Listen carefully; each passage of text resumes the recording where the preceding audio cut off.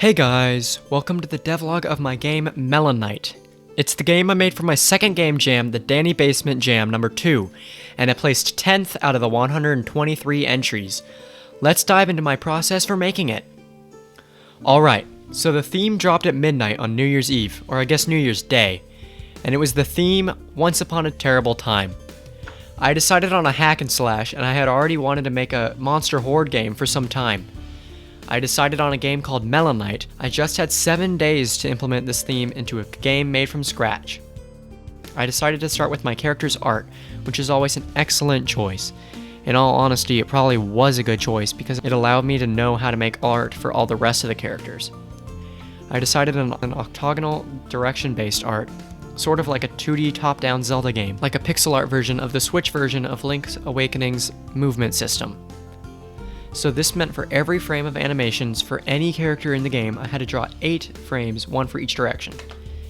This made my game take a lot longer to make, but I think it definitely helps it stand out and was a good boost for my pixel art skills, especially for keeping form in all directions. In my second Traffic Travelers devlog, I said, "The animator controller did look like a huge jumbled mess with all these animations, but it works fine, so who cares really?"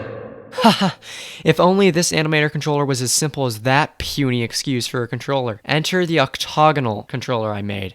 I had to make a controller just like this for every single animation. Eventually I realized I could just use animator controller overrides, which was a huge relief. If I had to make a controller like this for every enemy, Melon Knight probably wouldn't have nearly as much content. There are 54 transitions for this controller.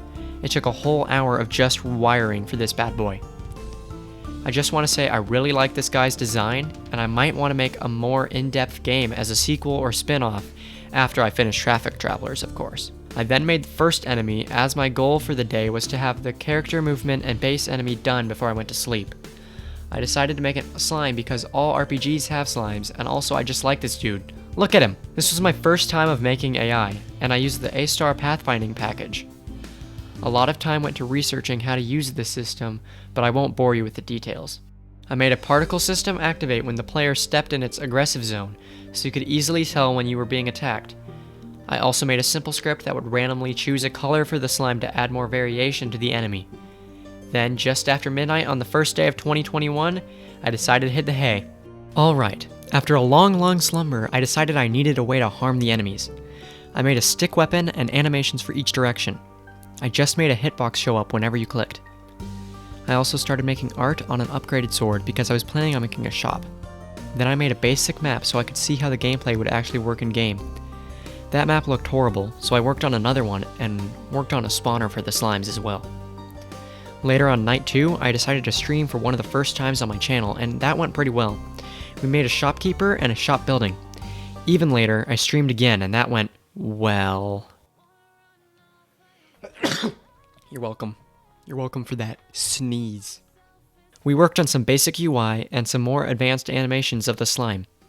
The shop was planned to sell weapon upgrades, max health boosters, potions to replenish health, and an axe to clear your way and end the game. All in all, day 2 was very productive, but the footage wasn't interesting enough to fit in the devlog. If you'd like to see more of day 2's footage, check out the stream archives. Day 3 started with me writing an enemy death script so the enemies dropped coins when they lost all their health. I then implemented these coins into the shop so I could buy weapon upgrades. The coins were quite easy to implement given my previous knowledge from Traffic Travelers. I also worked on a health bar UI which used a more complex design of the Melon Knight for the art, which I think turned out nicely. I also added a low health version so the player could easily tell when they were really in danger. I made the health bar with the help of a Brachy's tutorial and I think it looks good. Always a reminder that even if you are more experienced, which I wouldn't call myself experienced, you can still use tutorials to gain knowledge. Never be too afraid to ask for help. Maybe check out some of my tutorials if you need help. Then I added some functionality to the potions and heart containers of the shop. I still hadn't made the death, so there wasn't really any reason to buy these potions or heart containers yet, but they were now an option. Then I streamed again for the final time of this game jam. The other days were just filled with stuff to do to have time to stream. In the stream I made a giant enemy, more art for the potions, and showed off the game so far. Later that night I gave the giant an a stomp animation and attack which sent out a shockwave harming the player from a distance.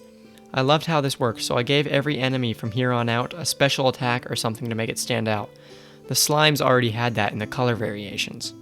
It was day 4. I made a special cursor for the game which took me a little too long to make. I then made another sword upgrade.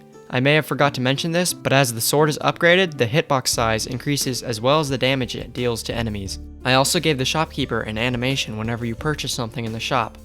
I made the coins more satisfying to pick up because the speed at which they explode out would vary slightly between each coin. I made the map a little more detailed and added colliders to the tree and the knight's wagon.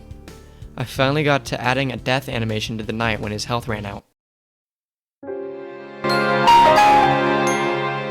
I added some simple post-processing to the game to make it stand out, as well as desaturate once the player dies. And that's it for day 4. I started day 5 with the logo, which was just a melon with swords and the font I'd been using saying Melon Knight. I think it looks good and fits the vibe. I could have done the logo better if I made all the melon lines start from the middle of the top, which would have made it look more spherical, might update it in the future. Then I made a goblin enemy, which took some inspiration from Google Images.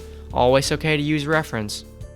The special attack for the goblin was a crossbow that he could shoot from a range. This would add a projectile attack I could reuse later for the last enemy, the boss. The projectile for the goblin was working really weird, so I decided to just take the loss and replace the sprite with a particle effect. It doesn't look as nice, but it's what I had to do. Then I decided to make some music for the game, which is what you're listening to right now. I made 3 sections to the song, and I think the last section is definitely the best, while the other 2 are very lackluster. I only had a couple days left though, so I'd have to live with it. On to the 6th day. Day 6. I started by making the final boss, the main theme of this day. I decided on Dark Wizard and actually asked you guys on my Discord, link in description, whether to make it a boss or an overworld enemy. As you could tell, you guys said boss, and I like it better that way. The wizard needed 4 whole animations, or 32 animations once you factored in the directions. It took quite a while to rig the controllers. I also gave you guys a sneak peek of this boss on the Discord, so again, please check it out. Especially because I'm taking part in another game jam in almost 2 weeks. I just can't stop myself, and I'll probably show you guys some more behind the scenes. Then I made a sign on the world map so players would know the boss's location. Then I made the boss room. I made sure players would know before entering the boss arena that it would mean almost certain death if they had no upgrades. Not even I can beat it with 0 heart containers or sword upgrades. Now for the wizard's attacks.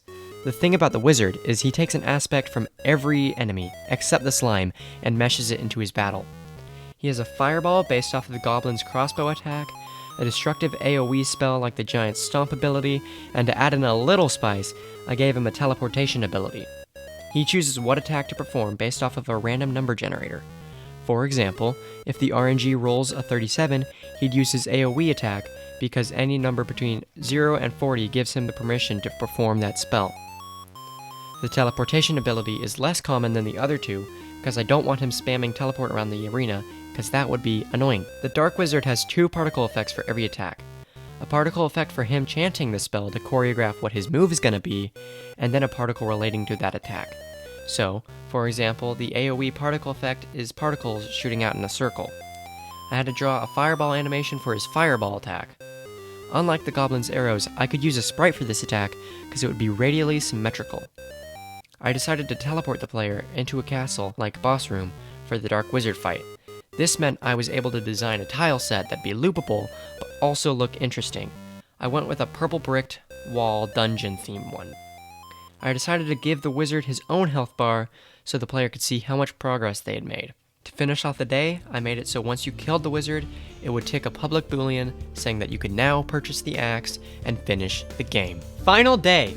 I still had a lot to work to do, and sadly, I wouldn't have enough time to do it all, but we'll talk about that later. I started by making a furious phase of the wizard. In this phase, he would attack faster. Then I made some sound effects for the sword and when the player enemies got hit, as well as others. I'll give you a listen in case you want to use these yourselves. They are copyright free because they were made using sfxr, so you should be fine.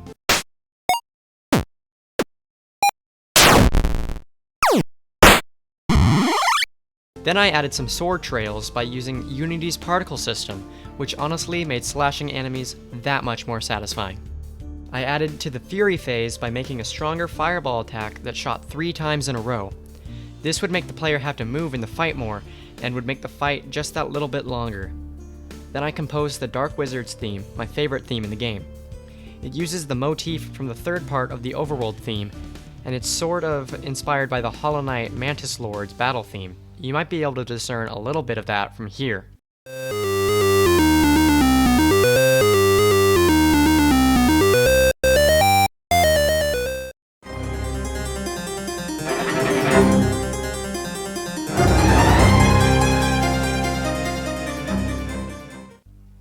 I gave the Dark Wizard a cinematic entrance, which I think turned out nice.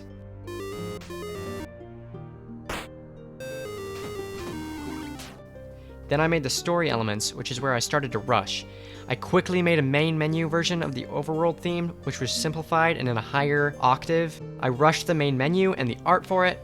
I rushed the story art, but without realizing it, I had just failed the game jam. I thought it was due an hour later. Luckily, the mods of Dani's Discord server allowed late submissions, but that was a downer. I finished the game, feeling very accomplished, and realized that I was late. Like I said, I was able to submit it and got a pretty high score, but this was the least of my problems. I realized the story animations did not end up compiling correctly. Not only that, there was no way to quit or respawn after death. This is why there will be a second build released soon after this video comes out fixing those issues. Although with the game in this state, it does feel like a Nuzlocke version of the game I intended. Maybe I'll make 2 modes. I'll let you know in the description when I finish that build. So what did I learn from this experience? I learned that I should not put off the important stuff till the last minute, like main menus and music. But I also learned how to make enemies with AI and special attacks. I learned how to make my first boss battle, and even though the game was scuffed big time, I learned that you can make a mostly polished game in a week. So that's the Melon Knight devlog. Sorry it took so long to come out. I had 90 hours of footage to edit, and I wanted to make it entertaining for you guys. As always, be sure to drop a like and subscribe, and check out my game. The itch link is in the description. Although paying is not necessary, it helps me know that you guys want me to continue creating content, and it may help me develop games for other consoles, like mobile or even VR, as I just bought my first headset. Stay tuned for more game jams and more devlogs. And with that, I'll see you guys next time. Bye!